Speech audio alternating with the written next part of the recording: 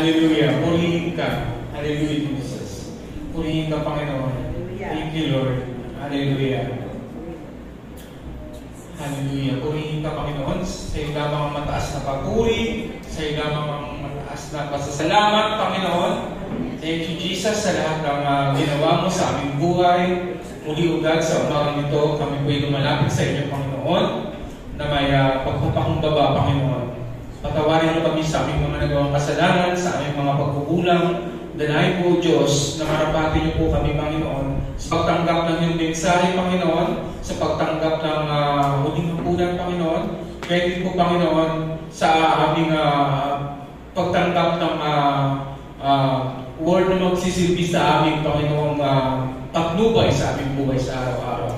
Lord, dalangin po na ang mensahe mo sa umagang ito, Panginoon, ay makapulutan namin, Panginoon, ng aral para sa aming buhay Kristiyano, Panginoon. Lord, although this word is coming from the Old Testament, but it will be an impact on our life, Panginoon. Lalo na po sa aming buhay Kristiyano, Panginoon. Dalangin po, O Diyos, na ang lahat, Panginoon, na makikinig, Panginoon, ay pagpalain mo, Panginoon. Gayun din po, Panginoon, ipaalala niyo rin po ang service na ito sa aming mga kapamilya, Panginoon, sa aming pagmamahal sa buhay, sa aming mga kaibigan, Panginoon. Dalangin po, O Diyos, na kung saan po sila naroon ay nasa po sila kalagayan, Panginoon. At dalangin po, O Diyos, na kung saan matapos ang aming gawain, Panginoon, ay naroon ka upang sumabaybay sa aming Panginoon. Purihin ka sa pangalan ni Jesus. Amen.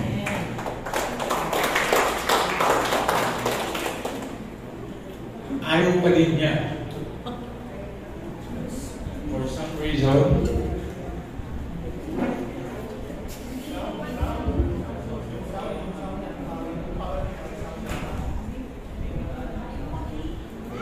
araw natin kung next. Okay. So, ayaw talaga na quicker natin. Pero doon, gusto eh. Gusto na siguro malapit. Anyway, may gustuyo na lang ako. Sino ba pwede mag-link dyan? So, ang ating pong tema for the month of August is about heroes in the Bible. So, ang ating pong matatalakay ngayon is about the book of Joshua. So, ipapamanin po ninyo dahil kailangan natin talakayin ang buong Bible ng Joshua sapagkat hindi natin maintindihan kung bakit sinabi ito ng Panginoon. So, namin na ito dahil hanggang hindi natin mga nawaan yung chronological arrangement ng book of Joshua. And it's advantage to us sapagkat alam ko na lalabas tayo ngayon na alam natin kung ano yung sabihin ng book of Joshua sa Bible. Bago ako mag-umpisa, medyo lang ako na namove lang ako nung pinapanood ko kagabi. Sino nanood ng Olympic kagabi? 1, 2, 3. Hindi kayo nanood ng Olympic, sayang. Na-miss nyo. Ang ganda, yung kay Yulo, kasi first Olympic gold. Now, what is important on that is, ano? Sino? Nakita niya yung silver, kasi nila na di ba? Israel. Yeah. At, ewan ko na-picture habang pinataas yung bandera, habang parang naano ko na, although, di ba, Israel is a family of God, but it's the Philippines. Hallelujah. Who is the higher on that? So, parang nung kasi napalad ko yung ni Yulo sabi ko gano'n, parang ang favor, di ba dapat nasa Israel kasi siya na depending last Tokyo Olympics. So, I'm expecting na ganun mangyari na. It's a different turn. We won against Israel, but it's a historical event na pinapakita na, tanggap ng Panginoon ang mga hindi rather than Jew.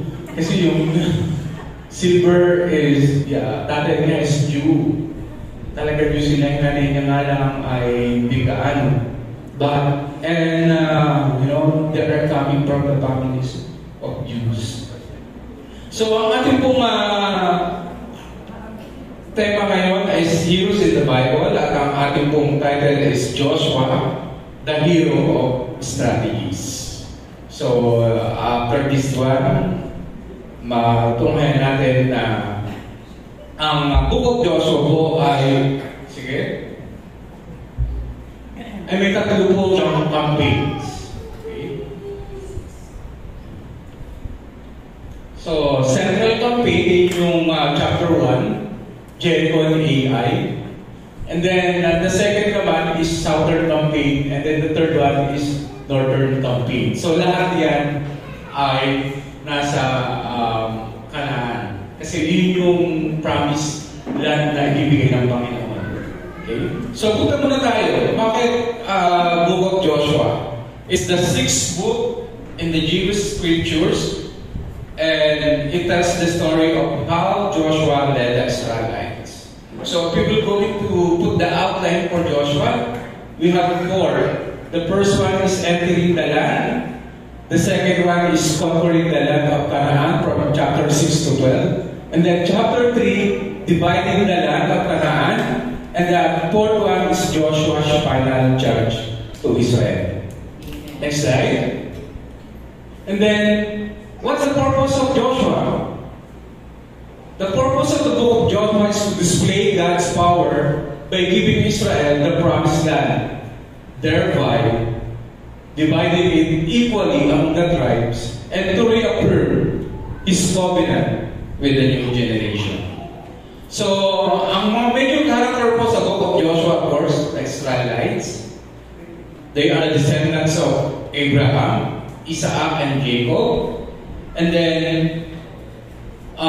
sila po yung napunta sa ilang for more than 40 years.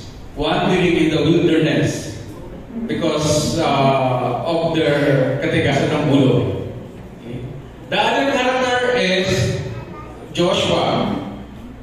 Joshua means God is salvation. Yun po ang meaning ng Joshua. The son of Nun, Nun pa yung pangamalas. N-U-N. From the tribe of Ephraim. But Moses called him Yehoshua, in Hebrew translated as Joshua. So, the Hebrew Bible identifies Joshua as the 12 spies. Siya po yung isa dun sa 12 spies na pinadala ni Moses. Kasama niya po si Caleb sa Numbers chapter 13. And Joshua is best known as Moses' second in command. So, ano pong setting ng Book of Joshua? In Deuteronomy chapter 1 verse 5 tell us, Moses spoke the words recorded in Deuteronomy while in Moab. Nasa Moab sila. And then, Moses died on the Mount of Moab. Sige. May map tayo. Sige pa. Sige pa. Sige pa. Ayan. So, from Moab, nagtama sila sa Shittim.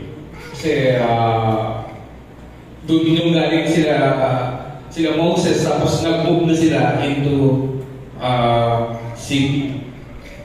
Shittim. So, Moses died in the mount of Nebo, and then the book of Joshua begins at the Israelites encampment near the mountains. So, chapter 1, pasok tayo sa chapter 1. So, nasa Shittim sila. Tingnan natin kung gumagana dito. Ayaw eh. Pero dito gumagana dito. Ayaw. So, makikita natin yung Jordan River, yung kulay sky blue. Tapos nasa Shittim sila. So, yan po ang atake nila Joshua. Hanggang 15. So, medyo mahaba, pero lahat yan kailangan nilang sakupin. Dahil yan yung land na pangako ng Panginoon. So, from Shittim, pupunta muna sila sa Gilgal. bago Jericho, tsaka Ai. Now, let's go to chapter 1. Okay, kung ano yung muna nilang ginawa. So, summary ng chapter 1, God commissioned Joshua as leader of Israel. Kinumission po siya. So, next slide. Next slide. So, Joshua, now it came about after the death of Moses, the servant of the Lord, that the Lord spoke to Joshua, the son of Nun, Moses' servant. So, yun ang distinction ni Joshua, Moses' servant. And then, in verse 5, no one will be able to oppose you all the days of your life, just as I have been with Moses. I will be with you. I will not desert you, nor abandon you. So, that is the promise of God to Joshua. So, next slide. Siyempre naman, kung ikaw ay galing sa, parang galing sila sa paglilibig kay Moses. Medyo hindi pa siya ready or basically hindi niya, wala pa siya sa wisyo. Galing pa sila sa paglilibig kay Moses. So, but she's a second in command. So, in-approach siya ng Panginoon, tingin ko parang mo na, Lord, mukhang hindi ba ako ready? Parang nag-aano pa kami, nagluluksa pa kami kay Moses. But yun ang pangako ng Panginoon. Sabi doon, be strong and of good courage, for this people you shall divide as an inheritance in the land which I swore their fathers to give them. So, pinangako na ng Panginoon, ito yung lupa na ibigay ko sa inyo. This book of the law shall not depart from your mouth, but you shall meditate it day and night. Ito po yung well-known verse sa Joshua chapter 1 verse 8. That you may observe to do according to all is written in it. For then you will make your way prosperous and you will have a good success. So, makikita po natin doon yung pinahal ng Panginoon na sabi doon kasi minsan nag-ano lang tayo ng mga verse na kailangan ng verse to. But if we truly pag-aralan natin yung sinabi doon ng Panginoon, ang sabi doon, ang word doon is meditate day and night. Not only reading it. Sabi doon, hindi niya sinabi ng Panginoon na basahin mo to. But ang sabi doon, meditate day and night. For then you will make your way prosperous and then you will have good success. And verse 9, I have not commanded you, be strong and of good courage. Do not be afraid, nor be dismayed, for the Lord your God is with you wherever you go. So that is a promise ng Panginoon. Pero, kay Joshua, minsan kasi nag-ano rin tayo, nag-assume din tayo eh. Diba?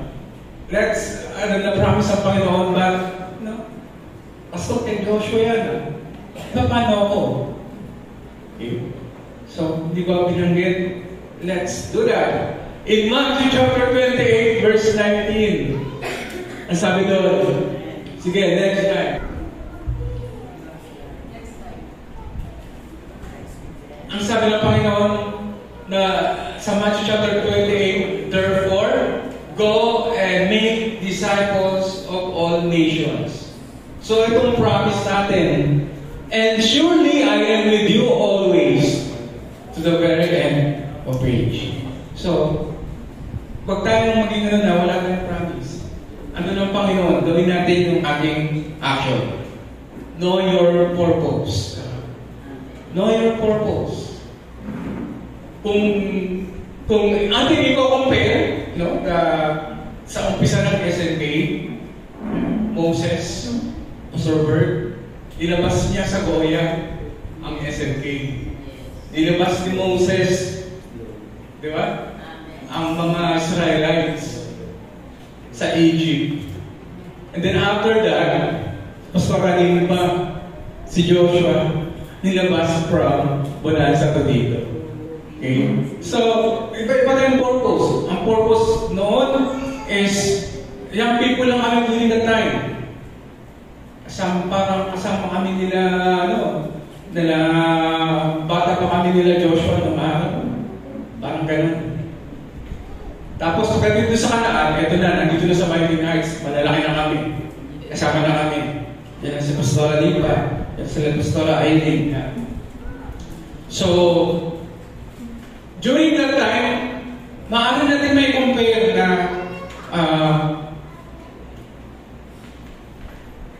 pwede pa balik after dalawang slide.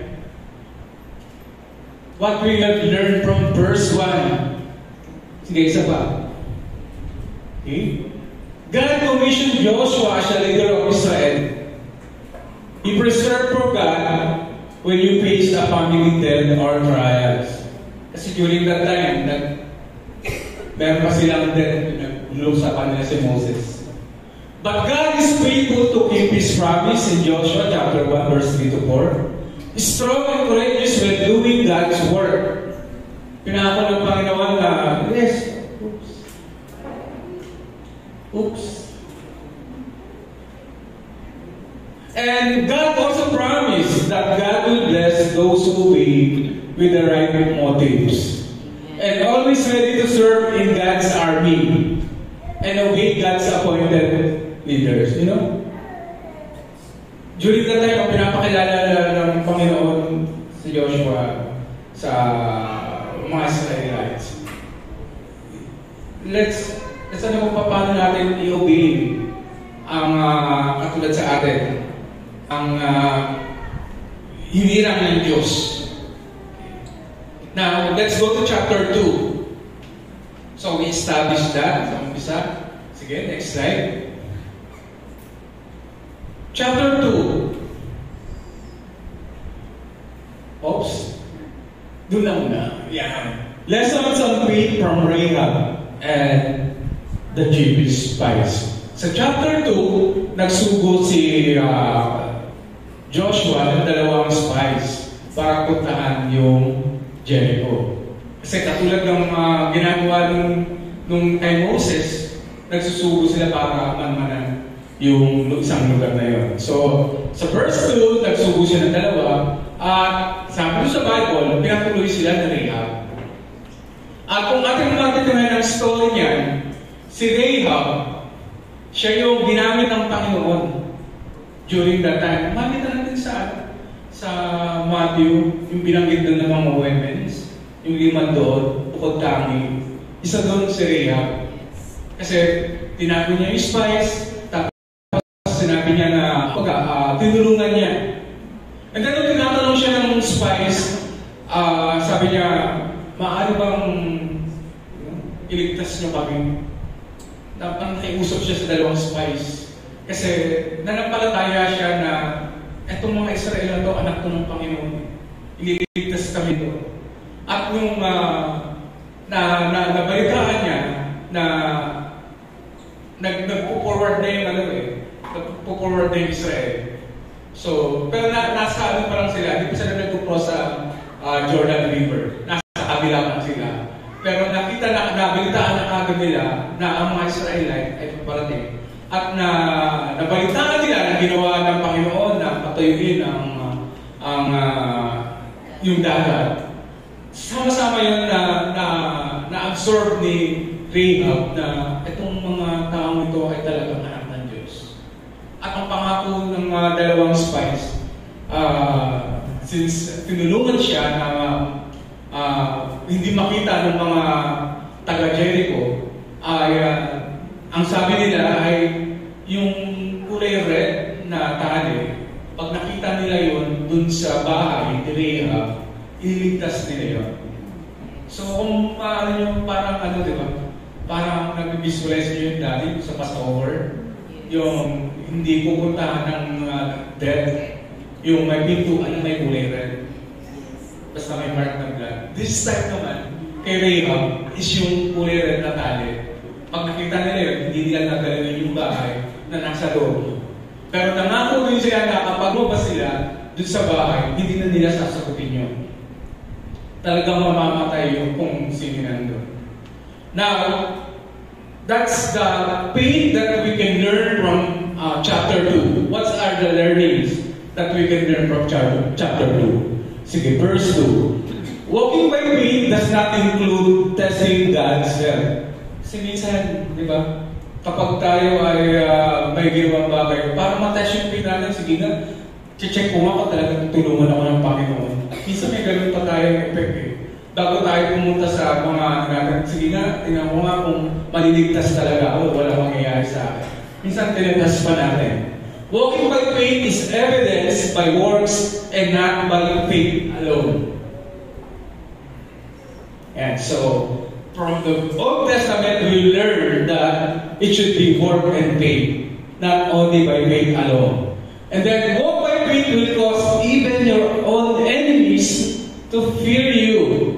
That's why, noong pa, alam na ng mga taga-Jericho na talagang natatakot sila sa parating ng taga-Israel. Kaya, that was the main reason kung bakit tinayo talaga nila yung wall Jericho para hindi sila magalaw ng mga Israelites. Okay? And then also, walking by faith requires that you look to God for mercy from sin. So, in-acknowledge yun nila yung okay? Na ang Diyos nyo talagang makapangyarihan. Okay? And also, walking by faith requires faith in the power of the blood of Jesus. So, yun nga yung symbolizes nung red na tali. And walking by faith requires that you confess your faith to be saved. If you don't do that, no. And walking by faith means spirit of courage, not fear. So, lumakas ang loob nila dahil kasama nila ang Panginoon.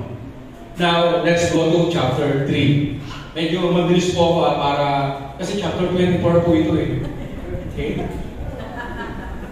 So, number 3, God's blessing from parting of the Jordan River.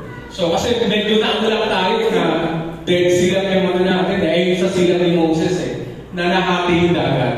This time, sa chapter 3 ng Joshua, ang senaryo, yung ilog is mahahati, and then yung sa kabila, matitigil na. Okay? Kasi parang tataas yung tubig, tapos yung tubig na papunta dun sa Dead Sea, matutuyo. So, ganyan ang senaryo. But, ang senaryo na to is very, meron siyang arrangement or merong rules na pinatupad ng Panginoon. Na dapat, yun, mauuna yung may dala ng tawag dito, covenant, Ark of the Covenant. Tapos pag nasa gitna sila, pitigil sila para mo na yung tubig at dadaan na yung mga Israelites. Okay, so what are the learners that we learn from chapter 3? Next slide. So first, from Joshua's eagerness to invade the promised land before receiving word from his spies, God reveals that He does not want you to delay in seizing His blessings. He has given each person to use them, not bury them. Ibig sabihin, kung ano yung binigay sa inyo ng Panginoon at pinanakot niya, nandun niya yun. No matter what. And second, from Joshua's command for the people to follow the ark, God reveals that He wants you to follow Him at all times. Kasi yung command na sinabi niya na, sige, mauuna muna yung Ark of the Covenant. That reveals that, He wants to follow strictly yung word na gusto niyang ipatupad. And then thirdly, from Joshua's command to treat the ark as holy by keeping 1,000 yards space between the people in the ark, He reveals that He wants you to be holy. So nagpapakita lang yan na God is holy. He is holy God. And then fourthly, from the demonstration of His power in stopping the raging waters of the Jordan River, He reveals that He wants you to have faith in His ability to fulfill His command. So that is the miracle na, ipapakita ng Panginoon sa atin kapag sinabi niya. And finally, from dipping the priest's feet in the Jordan River, He reveals that you must baptize into the living water of Jesus to be saved. So nagsisimbolize yun na, yung pag-anapak ng mga priest sa tubig, that means that we must baptize the living water for Jesus to be saved. He also wants you to wash yourself of a weight of this world through Jesus' blood. Then, next slide, chapter 4. So chapter 4, the Israelites crossed the Jordan and set up memorials. So, pagkatapos nila cross yung river, nagtayo sila ng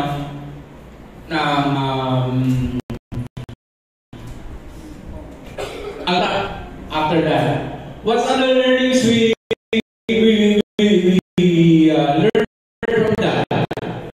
God's records, God's mirror life to keep their faith strong. Kasi alam niyo naman, mga Israelite, madaling makalimot katulad kay Moses Di ba, nakahanap sila. Tumalis lang sandali si Moses, nagsamba na sila agad sa ibang God.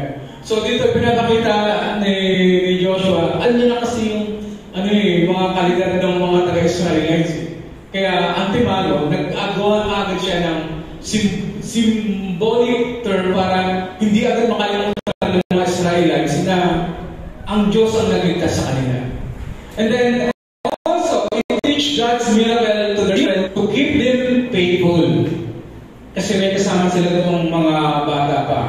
And then, memorize God's word to guide them in times of trial. So, pinakita din doon ng Panginoon. And then they give them many oaths to God. And then honor God for every good and perfect things in their life. And they should remember what God has done in their life in order to avoid evil. So, nandun agad ang pag-iingat ng inuutos ng Panginoon para hindi nila makalimutan ang ginawa ng Panginoon. Now, let's go to chapter 5.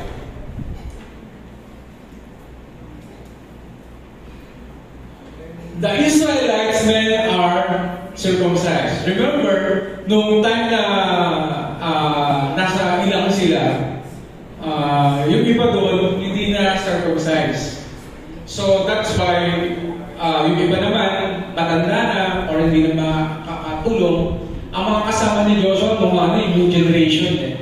New generation ng mga Israelites. And when circumcised, that's why ang inuutos ng Panginoon na to be able to maging one kayo, let's circumcise that. But the most learns that we can learn from that chapter is we have faith that God will defeat the enemy in doing that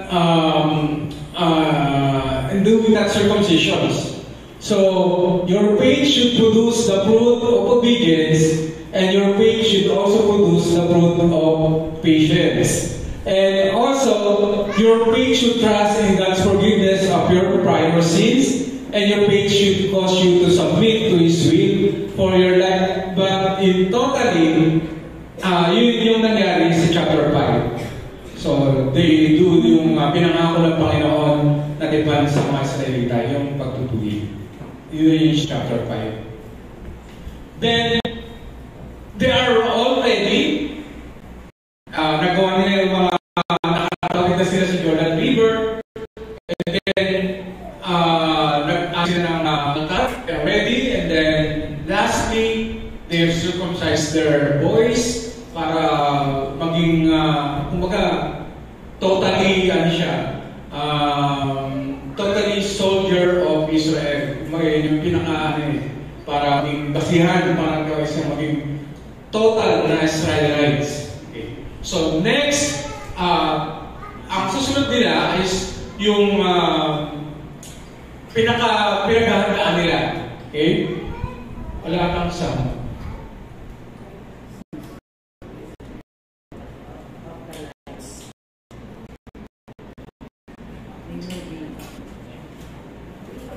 Walang sound.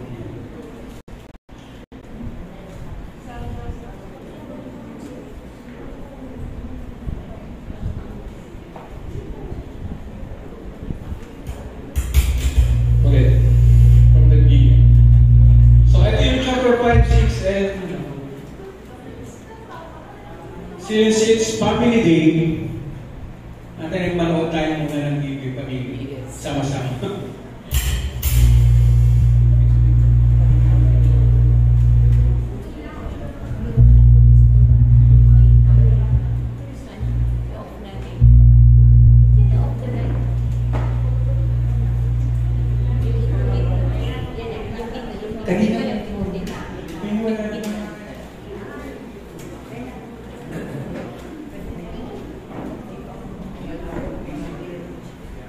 Let's start from the beginning, Jerry, kasi importante yung sasabihin ni Joshua.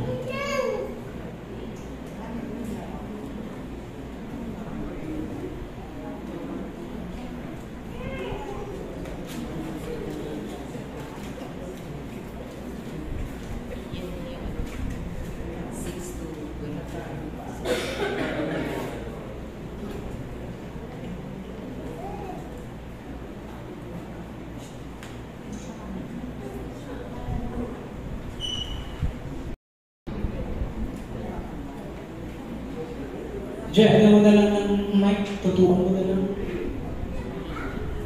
Ka-promise kayo na meron yan.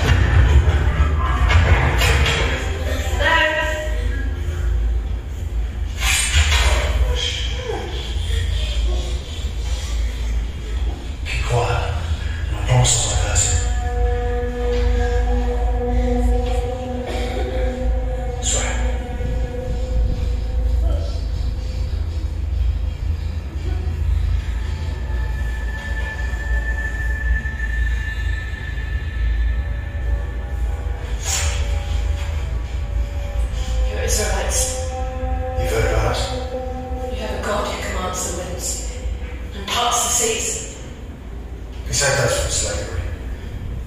We always chose. This whole city is terrified of you. How can you fight a people whose God can do that?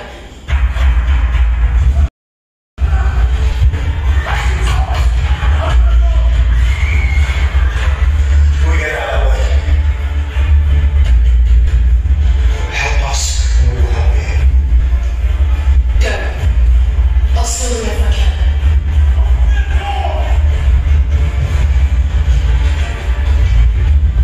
Come with us. I can't. My family.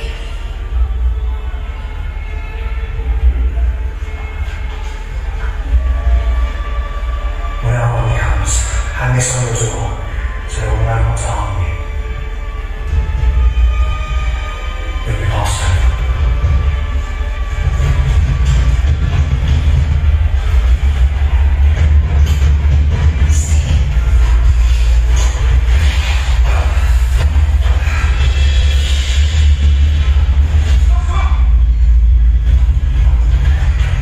Family, did you find a way? It's their weakness, not in the walls, but in their hearts. Joshua, we met a woman. She leads God's in the city already. The people melt in fear because they know He is with us. God is with us. But we've still to fight on Him.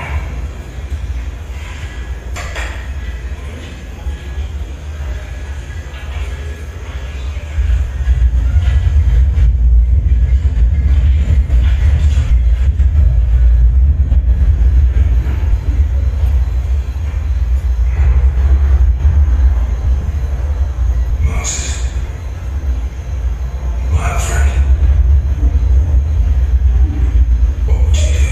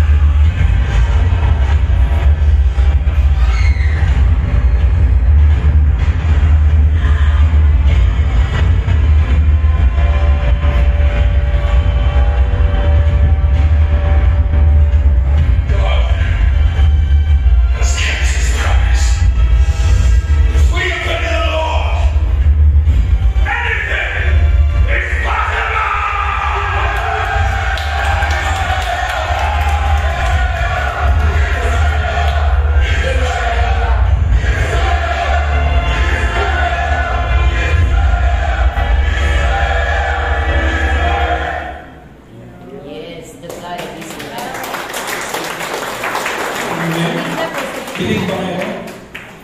Yes, excited as well.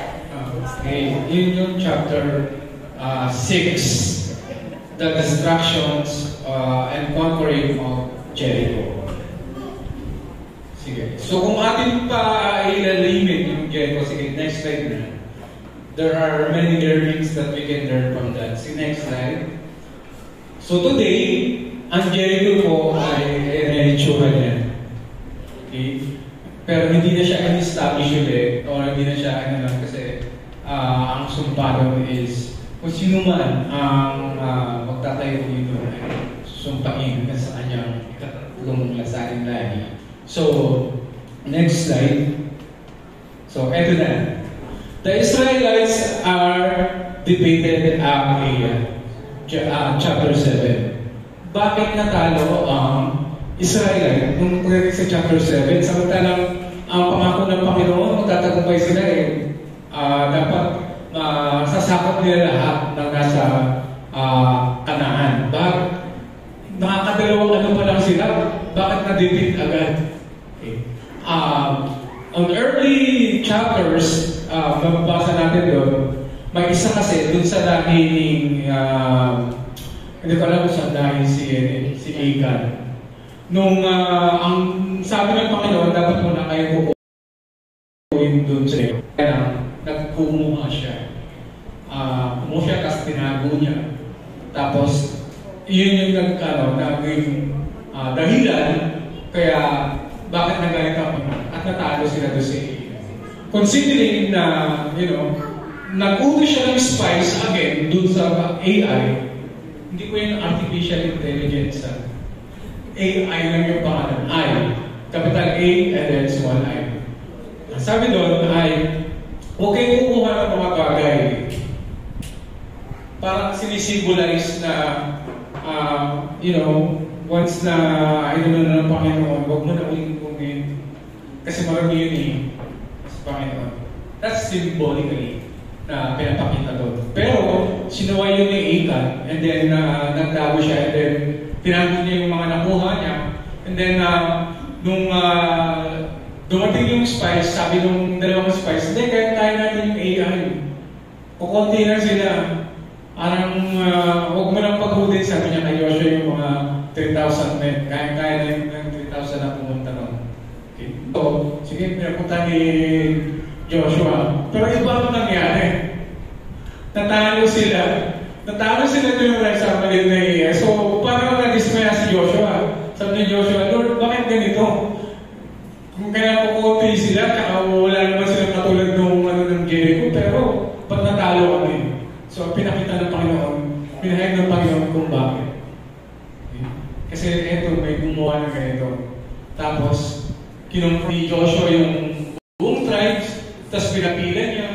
Tapos, pagdating dun sa tribe nila, Achan, yun nga, umamin din si Achan na talagang may ginawa siya. And then, malupit, ang masakit doon, dahil sa puot ng Panginoon, ang naging sanhi ay, of course, pinagbabato yung pamilya ni Achan. So, parang, that is very, yung ginawa nilang kasalanan sa Panginoon. Kung babasahin natin yung chapter 7, hindi na ganun yung pinakamining na basta papatay. Kasi minsan, makikita natin, baka mamaya, pag binasa natin ito, maano natin yung pinipreach ng isang pastor ngayon na, di ba, sabi, okay, napakal Yahwish, no? Yung term nila no? Yahwish.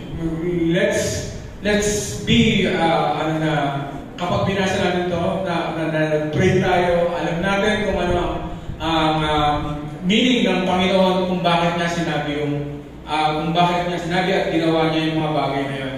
Okay? Sige, next slide. So, in Joshua chapter 8, eto na. Ito na yung battle of Gilead. So, sabi ng Panginoon, magbago ka. Since nagbalik uli ang ng Panginoon sa kanila dahil na-discover na nila kung sino yung talagang may kasalanan kung bakit sila natalo, considering na dapat manilang sa kanila yung AI. Pero sabi ng Panginoon, ito ang gawin mo ulit. So this time, gumawa ng strategy ng Panginoon para kay Joshua. At ito yung inadapt ni Joshua. And it's a very good tactics and strategies. You know what? This strategy has been copied by many military movements after that. As per the history, when nagbabasa kayo ng, kasi yung mahilig kayo sa history, kung nagbabasa kayo ng World War I and World War II, yan, makikita nyo na yung estilo ito yung mga ginagawa nila. Ang tawag dito ay ambush. You know what? Ambush is something that you do secretly without knowing by your enemies. It's ambush. Okay? So Joshua suffered humiliating defeat in Ai, but this time they got a good strategy and big plan. Sige, next slide. So, ang strategy na ginawa nila, wala kasi yung papaliwanag ko sa maybe. Pero yan yun. Itong AI na yan lang siya eh. Maliit lang siya. Pero marami sila. So, ang ginawa nila, ang ambush na gagawin nila, yung mga blue, kunyari sila yung pupunta sa harap ng AI. So, pagdating doon, siyempre sasabihin ng mga AI, ano naman sila? So, lulusubin nila. Pag lusog nila, yung mga red, yan yung mga mag-a-ambush. Nakatago lang sila. Para pag sinalangay sila ng mga AI, pag kumabasahin nyo dun sa chapter, lalabas sila, papalabas dun sa hahabulin sila ng mga AI. So pag inano na sila, wala maiiwan dun sa kampo nila. So pag wala naiiwan dun, ang tendency, madali na lang masakop ng mga red yung AI. So papasok sila, susunugin nila, tapos makikita ng mga mahabol kila Joshua na, nasusunog yung natin. Pagbalik nila, doon naman sila sa salakay nila Joshua at kasama na yung nag-ambush. So lahat yun, mapapatay nila. So, it's a very good tactics. It's a good military tactics na talaga ina-adapt ng mga militar. So, what we have learned from that, next slide. We learned that first, sin must be there and God will restore our relationship. So, after dinil nila yung Achan, ano nangyari, God restored the relationship. Sometimes, di ba, kapag nakagawa tayo ng kasalanan, hanggang hindi natin hinaano sa Panginoon, di ba, parang mas maano yung pakiramdam, mas maluwag pag wala tayong dinadala. Don't make the same mistake twice. So, nagawa mo na ng kasalanan, ulitin mo pa uli. Dahil ganun, kaya hindi tayo nagkadagong pa. And then, God has taken back command of Israel army.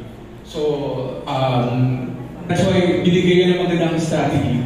Joshua followed the strategies and God laid out an ambush and Joshua executes. Joshua left no trace in Ai. Kaya, kung mababasa niyo sa Wikipedia, meron niyang AI, pero hindi nila alam. Nahirapan sila na kung nasaan. Meron naman nagsasabi, yun yung malapit dun sa pinag-aagawan ngayon naman dun sa may Gaza.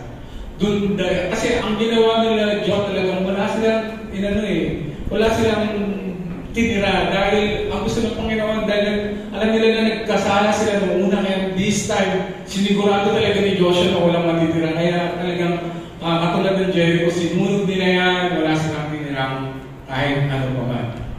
Okay, next chapter 9. And it also, sa chapter 10, kasi yun nga, ang sabi ko kanina, baka masyado yung si Yahweh dun sa Old Testament, siya, nagpapatay siya ng maganda. Let's not forget that, yung warning from 1 Corinthians chapter 10. Don't be ignorant of the fact, brothers and sisters, sabi po dito si Paul, and our ancestors were all under the cloud and that they all passed through the sea. They were all baptized in Moses in the cloud and in the sea. And they all ate the same spiritual food and drank the same spiritual drink, for they drank from the spiritual rock that accompanied them. And that was Christ. Nevertheless, God was not pleased with most of them. Their bodies were scattered in the wilderness.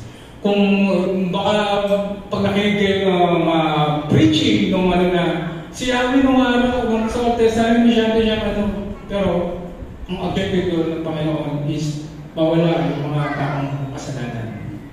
Yun ang objective nun. And of course, to give the promise ng Panginoon sa lahi ni Jacob, yung talagang lahat na yun. Okay? Sige, next slide. In chapter 9, Joshua and the elders are pulled by the Gibeonites. Okay. So sa chapter 9 naman, na-conquer na nila yung Jericho, AI. Pagdating naman dito sa mga Gibeonites, parang natakot sa kanila na, ito na, sunod na kami. So ang ginawa nila, niloko nila yung mga Israelites. Nagdamit sila ng mga luma, na gano'n na, dahil pa kami sa malalayang lugar, huwag niyo kaming, patayin. So, pinuhod nila ang mga Israelites. And, nakuha naman nila. Yan yung siguro, yan yung history ng ng unang deceptions or history ng unang budol. Parang nabudol din yung mga, kasi, kung magpa-compare natin dun sa pagbubudol ni Jacob, kasi bulag naman nun si di ba?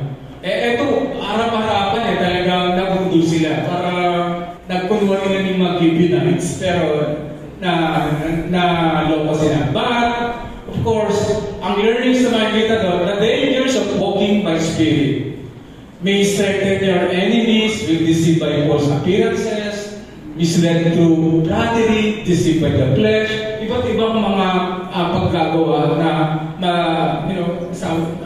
dito is deceptions, which is worked by the, sino ba ang author ng deceptions? Diba? When we study about the first mention in the Bible, na nasa tayo ng salita ng Panginoon, kadalasan pinag-aaralan na rin yung first mention. Okay? Parang madinig natin, kaya ba nag-umpisa to? So, kayo ba nag-umpisa yun? When we trace that from the Genesis, it was the snake who deceived.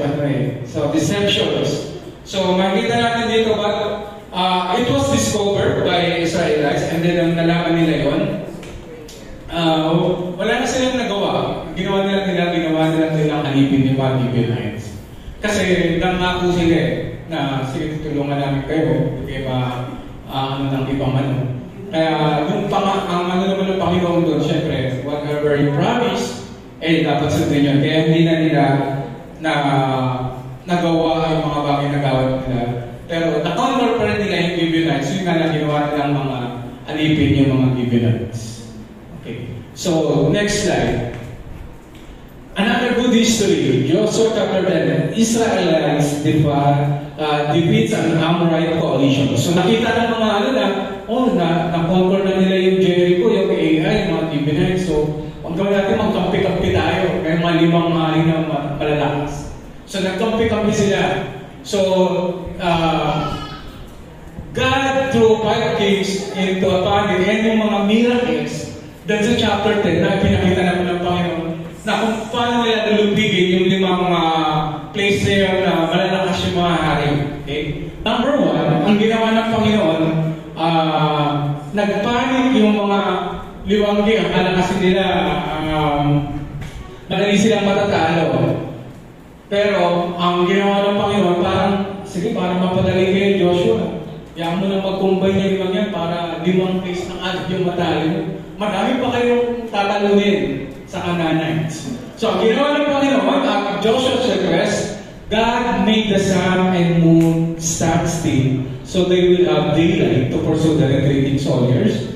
And God caused large stones to fall from heaven and keep Israel's enemy. At ito po first na nangyari sa history na tumigil yung ng araw sa mundo, di ba? Sa ating Science 101. Anong Science 101? The Earth revolves around the Sun.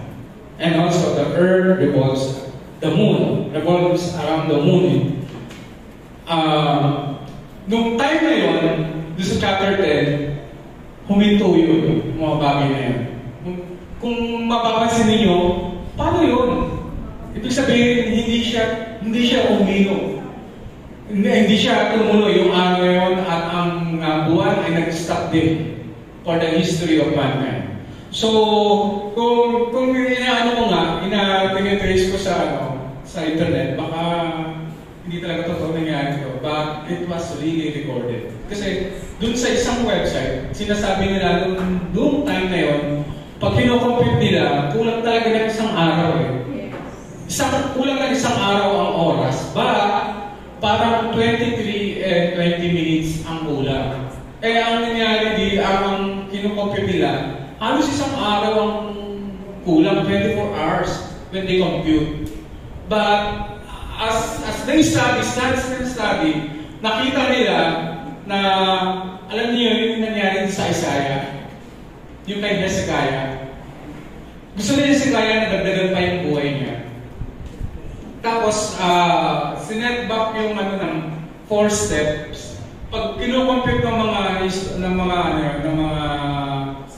nag-aaral ng astrology, it's about 40 minutes, which is nagulat sila, nagtatakas na parang kanilabutan sila na, nga, parang tamang-tama talaga yung sa Bible. Yeah, it's really happened. Na kapag kinumbay nila yun, yung history ng Joshua at saka nung Hezekiah, doon sa Isaiah, tamang-tama na, it's 1 hour.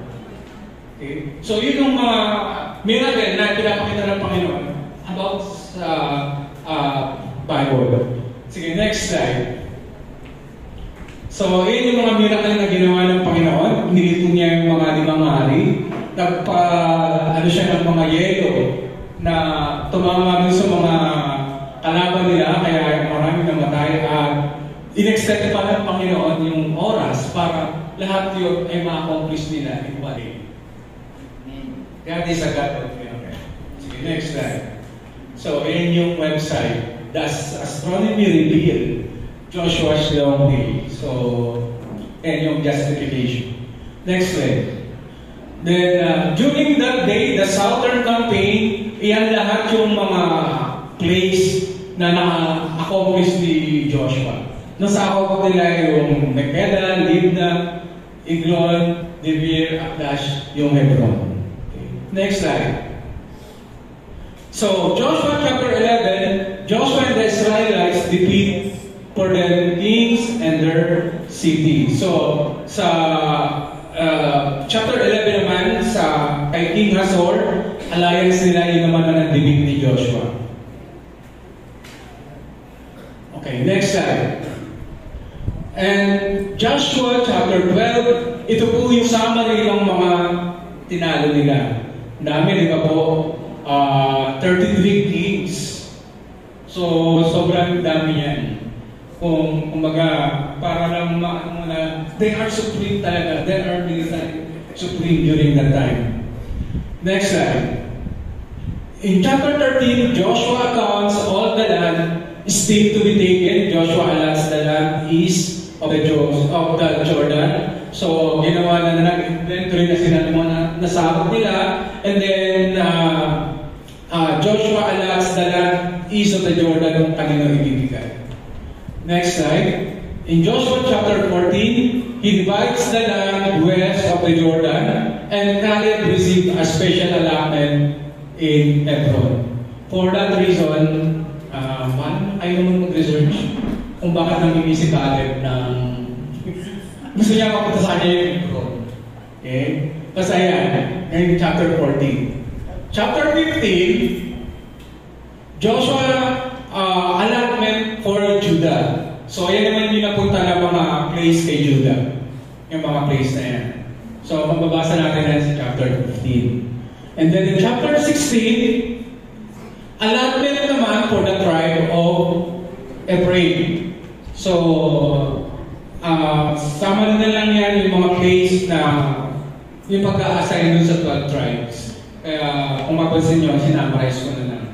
And then chapter 17, allotment naman for the tribe of Manasseh. Ito, medyo rin. Kasi Kung makita niyo, masyadong malaki na punta kay Manasseh.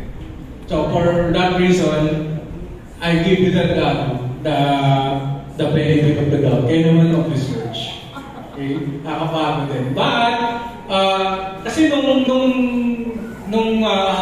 early, sa numbers, nanghingi ng census si ano nanghingi siya ng census si Moses. And then, binigay ko yung census. Ang nakita ko doon, hindi naman ganun kalaki, mas malaki yung mga tribe of Judah.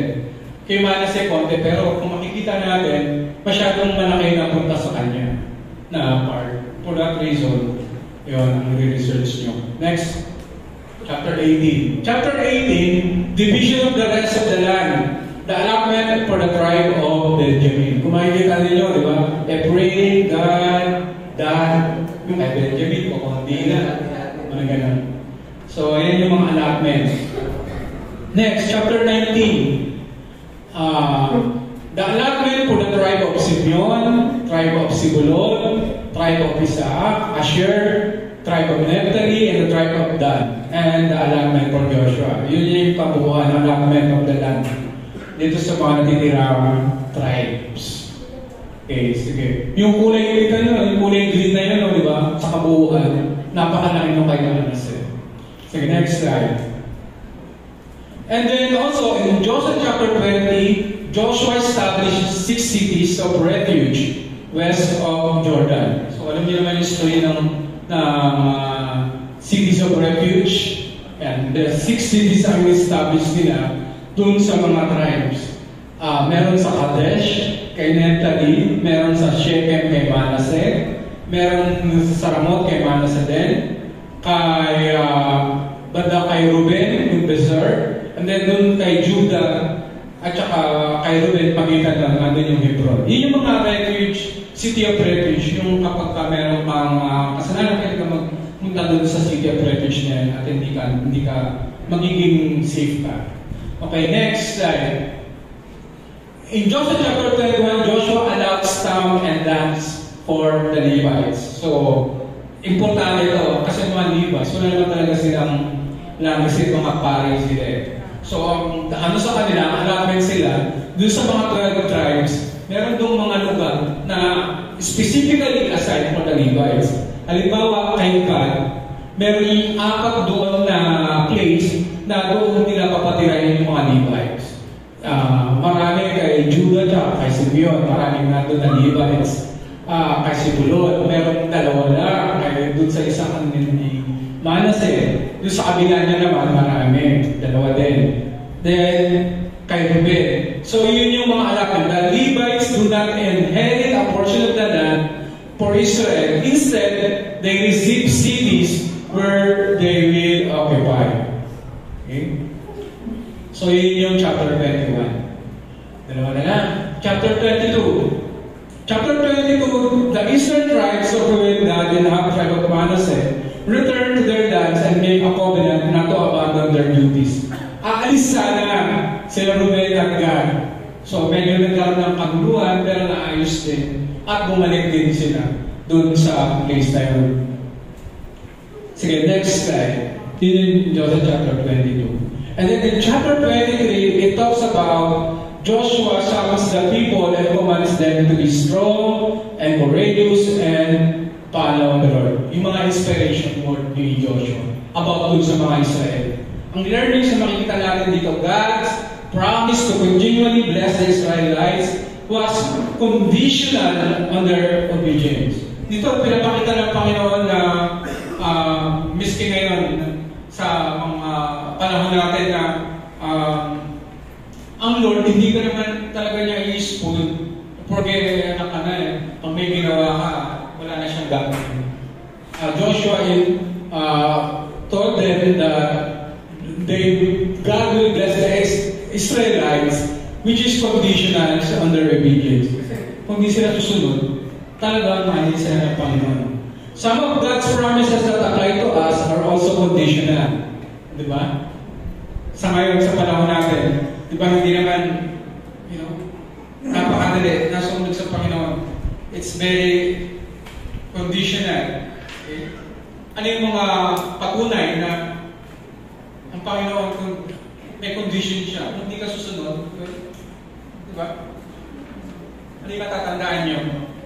Di ba, sa Acts chapter 2 verse 37 to 38, sabi doon ng Panginoon is, you will receive forgiveness of sins and the gift of the Holy Spirit, pero you should repent and baptize.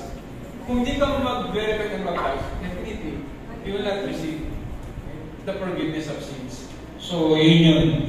Then, it is 100% true that we are saved by the grace of God, but that doesn't mean nothing is required from us. Okay. And the New Testament is full of similar conditions and promises. Katulad ng binanggit ni Joshua on chapter 23. And then next slide. In Joshua chapter 24, ito na yung last chapter. And then Joshua appeals to people to choose the Lord's will or other gods and neighbors. Our learning from these books, in some ways, includes the first big sections of the Bible. Kasi it is a record whether Israel kept their word to Joshua or kept their covenant with God and remained people to Him. Kaya kasi sinasyon ni Joshua na dahil dun sa ginawa natin, pinaalala nila kung ginawa nila, yung hirap nila, but ayaw niya na masayang yun. So ni Joshua, di ba doon natin makikita yung verse na verse 24 na but as for me and my house, we will serve the Lord. Okay. Sige, nandiyan. Next slide. So, ayan yung totality na arrangement ng lahat na mahabag ng Canaan, yung promised land. Yan yung pinaka-arrangement. So, sa pinag-aawayan ngayon sa Gaza, malapit doon yung Judah, yung Dan, at saka Simeon. Nandun yung mga tatlong tribes na nagtatanggol dun sa Lord. Kasi gusto ng mga Philistines, hindi, amin yan eh.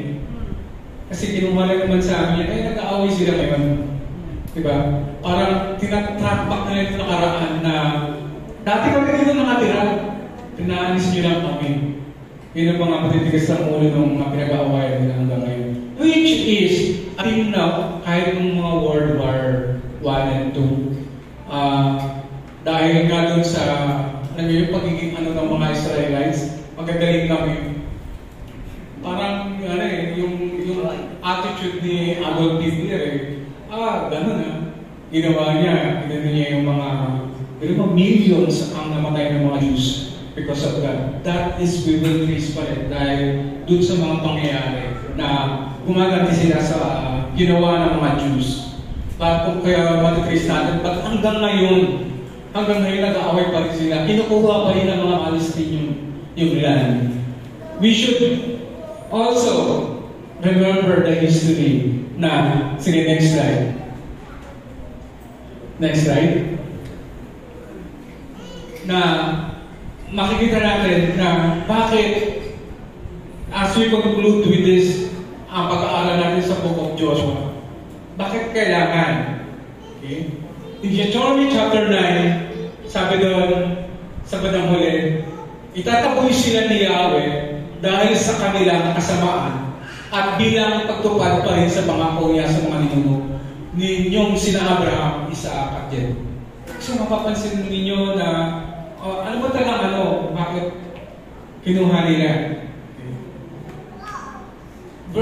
The very first option ay the very first reason ng Panginoon. Kasi ilang beses sinabi dun sa Old Testament na yung before, yung mga nasa Canaanites, talagang sila, they are very, masama.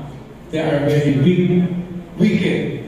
Yun ang term na sinasabi sa Bible. Parang hindi nila deserve yung place na yun na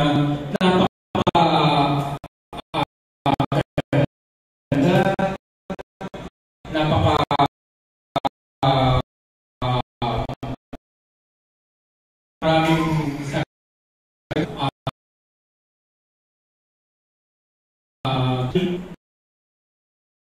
which is really deserve yun ng mga enemy. Also, from this, we can conclude that, ako, ni Joshua time is, he did 5 strategies that may kanyang nasira. Number 1, become humble students of Moses. Okay. So, brothers and sisters, this is the lesson overall that we can learn from the strategy na ginawa ni Joshua.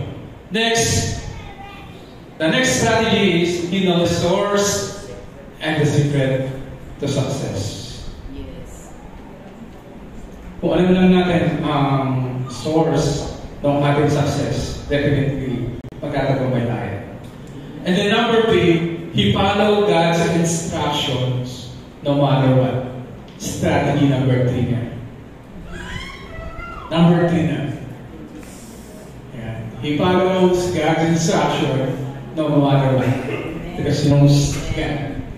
And then number 4, he stands for principle and never follow the crowd. Yan ang prinsipyo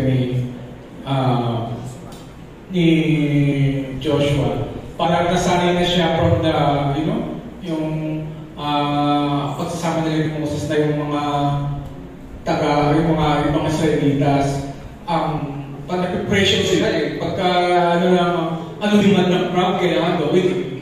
Si Joshua hindi siya na-pressure because alam niya na ano ang dapat gawin at kung ano ang inuutos ng Panginoon, yun ang gagawin niya. And lastly, strategy number 5 niya is, he exercise with the tools. Ano yun? Na parang incredible na napagbigyan na kami dun sa Red Sea. Meron pa uli dito. Well, I know my God, you can also do that. He is a powerful God. And that is really cool speak na pinakita ni Joshua. And then, next slide. Alam niyo po, sa isang mananampalataya, the best or the highest compliment that you can receive is, you will be the servant. In verse 1 ng Joshua, sabi doon kay Joshua, he is Moses' servant. Sabi doon sa ibang salin sa NSB, he is Moses' assistant. Diba? Kadalasan tayo lalo na pagtatrabaho tayo. Diba? Parang gusto natin talagang maging boss tayo, yun yung yun yung pinaka-objective natin. But, sa isang mananampalataya, when you really serve God at ikaw ay totoong dalig sa Panginoon, ang matawag ka na servant of God is the best. Yeah. In Joshua chapter 24 verse 29, after that, sa verse 1, sabi lang sa kanya, he's only the servant of Moses. But in Joshua chapter 24 verse 29, he is now the servant of the Lord. Nabago na yung term.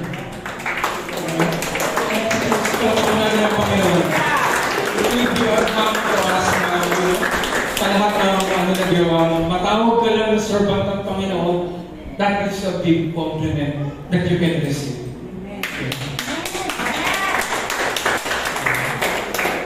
And also, let's not forget that similar to Joshua, Jesus came to drive evil out with his creation. Now, let's compare Joshua to Jesus Christ. Okay? Unlike Joshua, Jesus' weapons was wisdom, love, sacrifice. And in the book of Joshua, God was triumphant in Canaan despite the death and violence in Babel. But in Jesus, God triumphed over death itself because of the violence he endured. Siya mismo nag-endure. And also lastly, Joshua bought victory at the expense of his enemy's blood.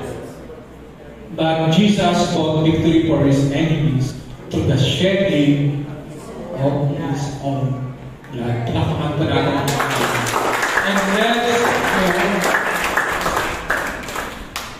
As we go with our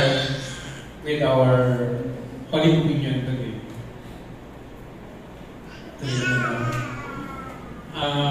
alam natin na sabi dun sa verse 24 and 15, may pakabul pala. Sabi doon, now therefore fear the Lord and serve Him sincerely and in truth, and put away the gods which your father serves on the other sides of the flood, and in Egypt, and serve ye the Lord. And 15, and it seems evil unto you, serve the Lord, choose this day whom you will serve, whether the gods which your father saved them, or the gods of the Amorites, in whose land you dwell. But as for me and my house, we will serve the Lord. As we celebrate Family Day later, let's true to ourselves and review the ginawa ni Joshua. Sabi niyo dun sa verse na yun, as for me and my family, we will serve the Lord. Are we really serving the Lord today? Kasi dalawa lang yan. Sabi niya, di ba? Kung di mo sisimbahan ng Panginoon, sino yung pagsisimbihan? Yes. Kung hindi na lang ng dalawa, kung wala ka dito, definitely, ikaw ang mag-judge sa sarili mo kung sino yung pinaglilingkuran. Happy Family Day. Amen. So, may I know Pastor Dante and Brother Edwin para po yun. Now, as they serve you the wine and the bread, let's have a quick thinking or magkaroon tayo ng panandaliang pagdulay sa ating sarili before we accept the wine and the bread. Dapat po natin malaman na ang pagtanggap po ng Holy Communion ay isang mahalagang bagay sapagkat sabi niya sa kanyang salita, kaya dapat siya sa atin ang tao, ang kanyang sarili, bago siya kumain ng tinapay at uminom sa kopa, sapagkat ang sino mang kumakain at umiinom ng hindi kumikilala ang kahalagahan ng katawan ng Panginoon at umiinom ay kakatulan lamang sa kanyang sarili. Iyan ang dahilan kung bakit mahina at sakitin ang marami sa inyo at may ilan ang namatay na. Kung sasiyasapin natin ang ating sarili, hindi tayo hatulan ng Panginoon, ngunit hatulan tayo ng Panginoon dahil sa tiniwid niya tayo upang hindi tayo maparusahan kasama ng sanlibutan. Sige po. Pwede niyo na pong ibigay.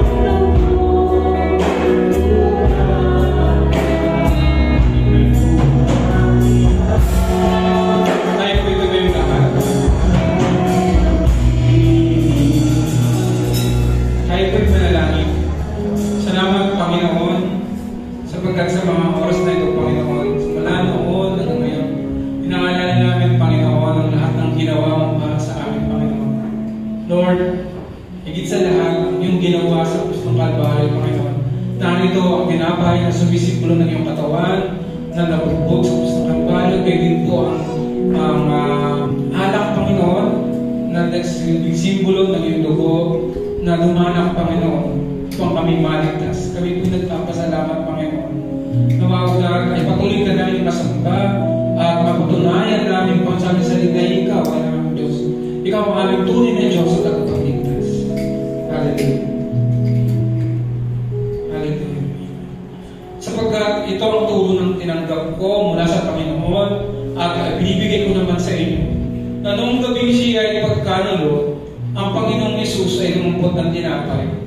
Nagpasalamat, pinagpira-pira si iyon at sinabi, ito ang aking katawan na inihandog para sa inyo. Gawin niyo ito bilang pagpaalala sa akin.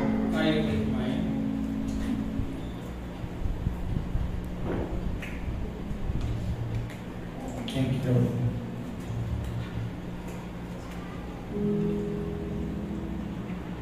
Matapos maghapunan, dumumputin siya ng kopa at sinabi, ang kopang ito ang bagong tipan at pinagtitipayan ng aking dugo. Tuwing inumin ninyo ito, gawin ninyo bilang pag-aalala sa akin. Sapagkat tuwing kakain kayo ng tinapay at iinom ng kopang ito, ipinapahayag ninyo ang kamatayan ng Panginoon hanggang sa kanyang muling pagparito. Amen.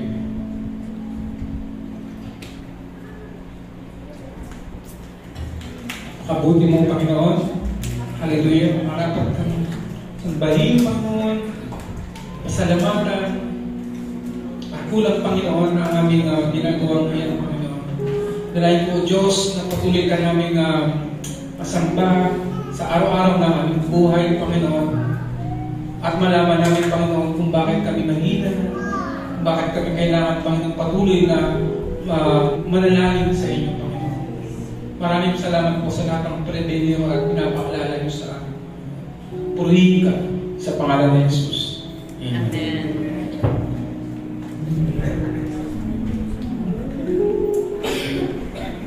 Hindi po, upo ang bawat isa. For our announcement, Mr. Mel.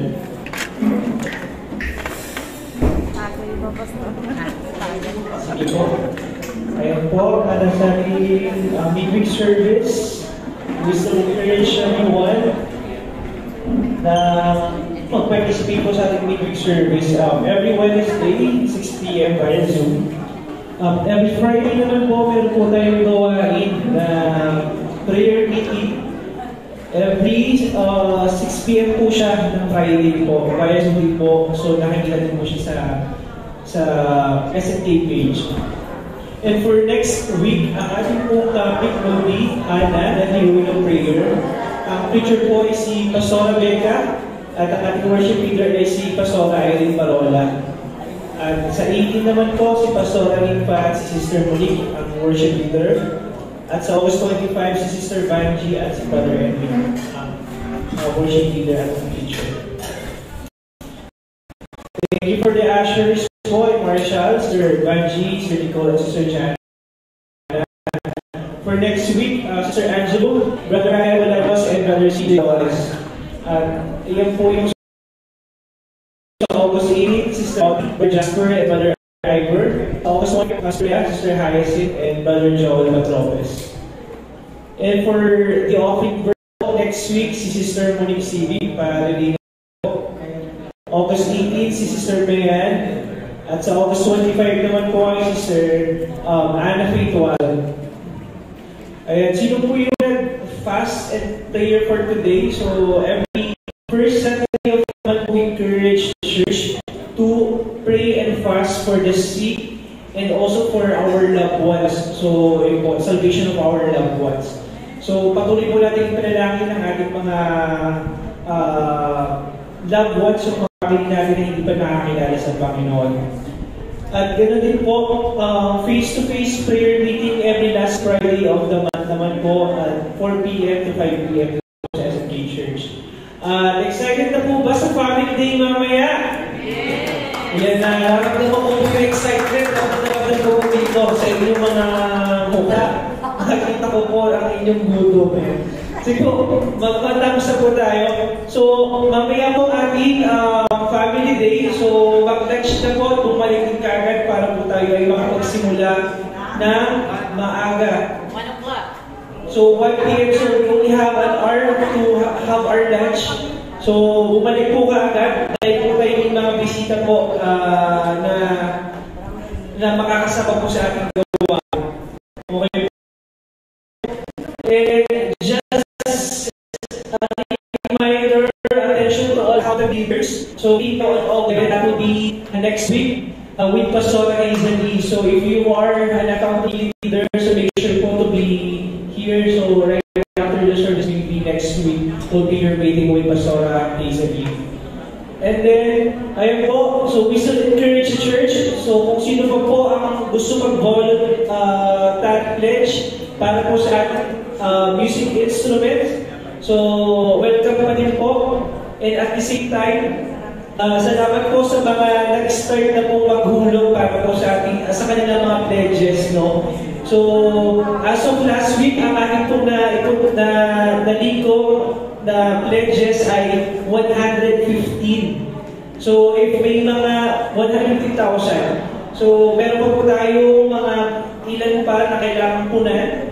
So, kung kayo po ay interesado po mag-pledge, i-approach nyo lang po ako o si Pastor Jerry para po maisama po namin kayo sa listahan. Church Empowerment Program every Tuesday and Thursday. Sa Gift Church po siya. So if you are free ng Tuesday and Thursday for the whole month of August, we encourage po na mag-participate po kayo dito sa gawain na to. So sa Gift Church po mismo to, no, Pastora?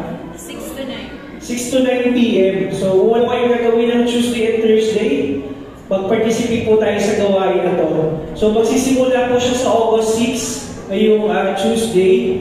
At matatapos po siya ng August 22. So, 3 weeks po siya yung event po na ito. Okay po. Any other announcements? Okay, I think wala na. So, wala na pong further announcements. I encourage everyone to please stand up at tayo po yung manalangin. Tinatawag ko po sa ating pagwakas na panalangin si Brother Joel.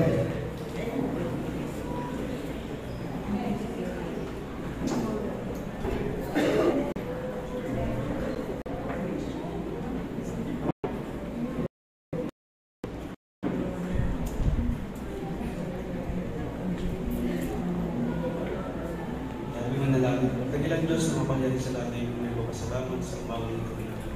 Pinahali mo sa bawat sa aming dalahin namin lahat ng lutuan namin. Napay namin sa aming buyogan. At Lord, sa activity mga may Panginoon, ikaw pa rin ang siyang mangunang at sa mga kanyang barito sa may nagpapagawa. Gabayin mo ako yung malayo. Aming dalahin sa Pangalan ng Jesus. Ang walang hanggang pag-ibig ng Diyos Ama, walang hanggang biyaya ng Diyos Anak, at walang hanggang pamamatnubay ng Diyos Espiritu Santo ay manatili, ngayon at magpakailanpaman. Amen. God